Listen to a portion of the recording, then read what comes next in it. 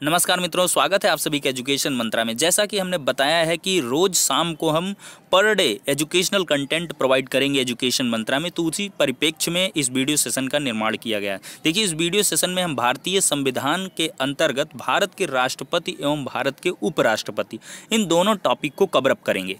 देखिए, जो भी प्रश्न हैं हर एक प्रतियोगी परीक्षा में पूछे गए हैं और उन्हीं सभी प्रश्नों को इसमें समावेशित किया गया है। देखिए, इस वीडियो को देखने के उपरांत आप ये पाएंगे भारतीय संविधान के अंतर्गत राष्ट्रपति एवं उपराष्ट्रपति से संबंधित जो भी प्रश्न हैं वो आपके कंप्लीट हो चुके हैं और आपके प्रिपेयर भी हो चुके हैं। तो चलिए इस वीडियो सेशन को यहीं पर स्टार्ट करते हैं। देखिए, हमारा पहला प्रश्न है कि भारत की कार्यपालिका का अध्यक्ष कौन होता है। तो भारत की कार्यपालिका का अध्यक्ष होता है राष्ट्रपति। फिर दूसरा प्रश्न है कि भारत के राष्ट्रपति की तुलना किस देश के सम्राट से की जा सकती है। तो ब्रिटेन के सम्राट से भारत के राष्ट्रपति की तुलना की जा सकती है। नेक्स्ट है कि राष्ट्रपति पद्धति में समस्त कार्यपालिका की शक्तियां किसमें केंद्रित होती हैं। तो देखिए, राष्ट्रपति पद्धति है तो समस्त जो कार्यपालिका की शक्ति है वो राष्ट्रपति में ही निहित रहेगी। अब अगला क्वेश्चन है कि भारतीय संविधान के अनुसार भारत का प्रथम नागरिक कौन है। बेहद ही महत्वपूर्ण प्रश्न है, कई परीक्षाओं में ये पूछा जा चुका है। तो राष्ट्रपति ही भारत का प्रथम नागरिक है। फिर है भारत की तीनों सेनाओं का सर्वोच्च सेनापति कौन होता है। तो तीनों सेनाओं का सर्वोच्च सेनापति यही राष्ट्रपति होता है। फिर है भारत के राष्ट्रपति पद के लिए उम्मीदवार की न्यूनतम आयु कितनी होनी चाहिए। तो जो मिनिमम एज है वो 35 ईयर्स होनी चाहिए। फिर है राष्ट्रपति का चुनाव किस पद्धति द्वारा होता है। देखिए, ये भी प्रश्न कई परीक्षाओं में पूछा जा चुका है।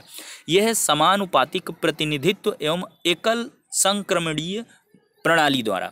फिर है भारत के राष्ट्रपति का चुनाव कौन संचालित करता है। तो निर्वाचन आयोग भारत के राष्ट्रपति का चुनाव संचालित करता है। फिर है भारत के चुनाव संबंधी मामले कहाँ भेजे जाते हैं। बेहद ही महत्वपूर्ण प्रश्न है ये वाला, ये सुप्रीम कोर्ट में भेजे जाते हैं। फिर है भारत के राष्ट्रपति का चुनाव कितने वर्षों के लिए किया जाता है। तो 5 वर्षों के लिए। नेक्स्ट है कि राष्ट्रपति को उनके पद से कैसे हटाया जा सकता है। तो देखिए, संसद द्वारा महाभियोग चलाकर। फिर है राष्ट्रपति पर महाभियोग किस आधार पर लगाया जाता है। तो राष्ट्रपति पर महाभियोग संविधान का अतिक्रमण करने पर ये बेस लेकर के लगाया जा सकता है। फिर है राष्ट्रपति पर महाभियोग किस आधार पर लगाया जाता है। सॉरी, रिपीट हो गया क्वेश्चन। भारत के राष्ट्रपति को पद एवं गोपनीयता की शपथ कौन दिलाता है।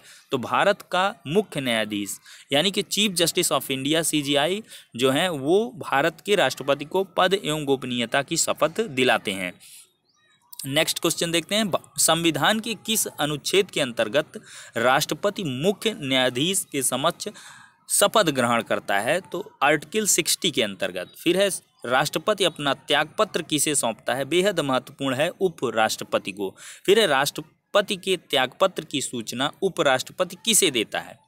जब भाई सौंप दिया तो इसकी सूचना दी जाएगी लोकसभा अध्यक्ष को।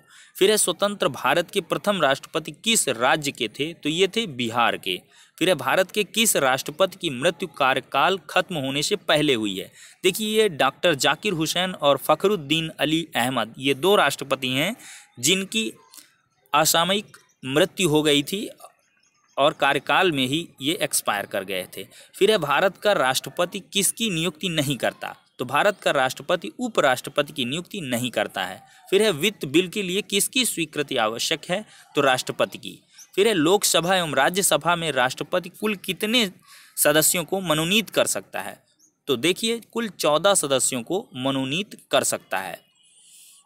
लोकसभा के लिए 2 और राज्यसभा के लिए 12।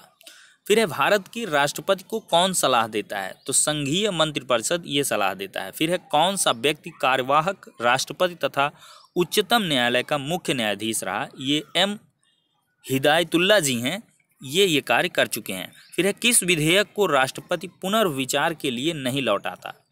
तो पुनर्विचार के लिए धन विधेयक को नहीं लौटाया जाता है। फिर युद्ध अथवा बाहरी आक्रमण की स्थिति में आक्रमणकारी के विरुद्ध युद्ध की घोषणा कौन करता है। तो ये राष्ट्रपति। फिर है किसी व्यक्ति को दोषी पाए जाने पर कौन उसे क्षमादान दे सकता है। तो ये राष्ट्रपति दे सकता है। फिर है भारत के राष्ट्रपति ने किस मामले में वीटो शक्ति का प्रयोग किया है। तो भारतीय डाकघर अधिनियम मामले में। फिर है भारत के राष्ट्रपति व उपराष्ट्रपति की अनुपस्थिति में कार्यभार कौन ग्रहण करेगा। तो सर्वोच्च न्यायालय का मुख्य न्यायाधीश। फिर है अध्यादेश जारी करने का अधिकार राष्ट्रपति का कौन सा अधिकार है, तो ये है विधायी अधिकार। फिर है भारत का राष्ट्रपति किसके द्वारा चुना जाता है, तो संसद व विधानसभा सदस्यों द्वारा। फिर है भारत का संवैधानिक अध्यक्ष कौन होता है, कॉन्स्टिट्यूशनल, तो ये राष्ट्रपति होते हैं। फिर है भारत के प्रथम राष्ट्रपति डॉक्टर राजेंद्र प्रसाद का चुनाव कैसे हुआ था, संविधान सभा द्वारा। फिर है भारत का राष्ट्रपति राज्यसभा में कितने सदस्यों को मनोनीत कर सकता है, तो 12। फिर है किस राज्य में राष्ट्रपति शासन कितने समय के लिए रह सकता है, तो 3 वर्ष के लिए। फिर है राज्य में राष्ट्रपति शासन की घोषणा कौन करेगा, तो ये राष्ट्रपति करेंगे।